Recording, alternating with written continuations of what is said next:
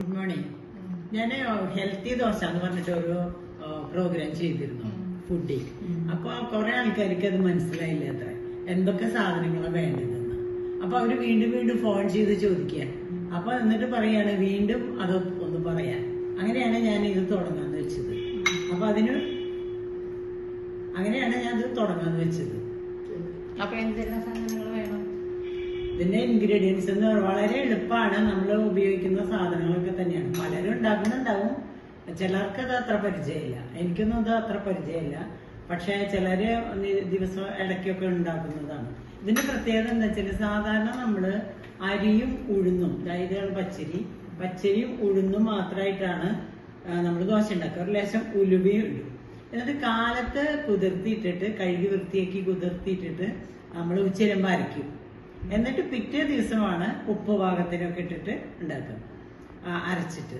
പക്ഷെ ഇതിന്റെ പ്രത്യേകത എന്താന്ന് വിചാരിച്ചാല്, ഇപ്പൊ നമ്മൾ ദോശയ്ക്ക് അരി ഉഴുന്നൊക്കെ ഇടാൻ മറന്നു എന്ന് കരുതിയാല് നമ്മള് ഈ അരി ഉച്ചരി തരുമ്പോ, ഇപ്പൊ 6 മണിക്കോ 7 മണിക്കോ ഒക്കെ ആണെങ്കിലും പച്ചരി കഴുകി വൃത്തിയാക്കിയിട്ട് അതും കുറച്ച് ഉഴുന്നിടുക അതില്.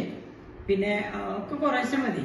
അല്ല, ആൾക്കാരുടെ അളവനുസരിച്ച് വേണം. എത്ര ആൾക്കാരുണ്ടെങ്കിൽ 4 ആള് 5 ആളൊക്കെ ഉണ്ടെങ്കിൽ, ഇപ്പൊ അധികം എല്ലായിടത്തും 2-3 ആളല്ലേ ഉള്ളൂ. അപ്പൊ അതിനനുസരിച്ചിട്ട് ഇപ്പൊ ഒരു ഗ്ലാസ് അരിക്ക് ഒരു 4-5 സ്പൂണ് ഉഴുന്ന് ചേർക്കുക. പിന്നെ അതുപോലെ പിന്നെ ചേർക്കേണ്ടത് കടലപ്പരിപ്പ് ചേർക്കാം. നമുക്ക് ചിലര് തൂവരപ്പരിപ്പും ചേർക്കും. അതായത് നമ്മൾ കറി വെക്കുന്ന തൂവരപ്പരിപ്പും ചേർക്കും. പിന്നെ വേണ്ടത് ഉലുവ ഒരു ലേശം. അതാണ് ഞാൻ പറഞ്ഞത്, ഇത് ഹെൽത്തി ദോശയാണെന്ന്. ഉലുവ നമ്മൾ ചേർക്കും. പിന്നെ ജീരകം ചേർക്കും. ചിലർ കുറച്ച് ചുവന്നുള്ളി ചേർക്കും.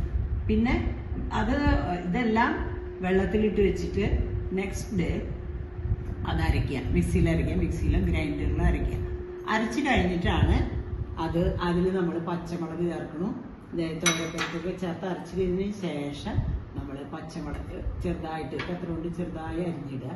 പിന്നെ ചുവന്നുള്ളിയും വേണമെങ്കിൽ ഇടാം. ചിലർക്ക് ഇഷ്ടമാണ്, ചിലർ. എന്നിട്ട് ഉപ്പ് പാകത്തിന് ചേർത്തിട്ട് വേണമെങ്കിൽ ഒരു 5 മിനിറ്റ് നേരം വെക്കാം. അത് കഴിഞ്ഞിട്ട് നമ്മൾ നെയ്യ് പരത്തുക, അല്ലെങ്കിൽ എണ്ണ തൂവിയിട്ട് ദോശച്ചട്ടിയിൽ എണ്ണ തൂവുക അരച്ച് കഴിഞ്ഞ് അന്ന്. എന്നിട്ട് എണ്ണ തൂവിയിട്ട് നമ്മൾ ഇത് മാവ് ഒഴിക്കുക.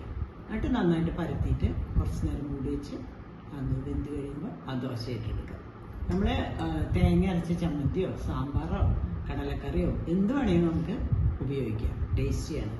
അതാണ് പറഞ്ഞത്, ഹെൽത്തി ദോശയാണ്. അതേസമയം തന്നെ കുട്ടികൾക്ക് ഇഷ്ടം. അതായത് ഇപ്പോൾ ഉലുവ ഉണ്ട്, ജീരകം ഉണ്ട് എന്ന് പറഞ്ഞിട്ട് കയ്പൊന്നും ഉണ്ടാവില്ല. ഇനി കുട്ടികൾക്ക് അങ്ങനെ വേണമെങ്കിൽ ഒരു സ്പൂൺ പഞ്ചസാരയും ചേർക്കാം. അപ്പോൾ നല്ലൊരു ദോശയാണിത്. അത് എളുപ്പം ഉണ്ടാക്കാൻ പറ്റും.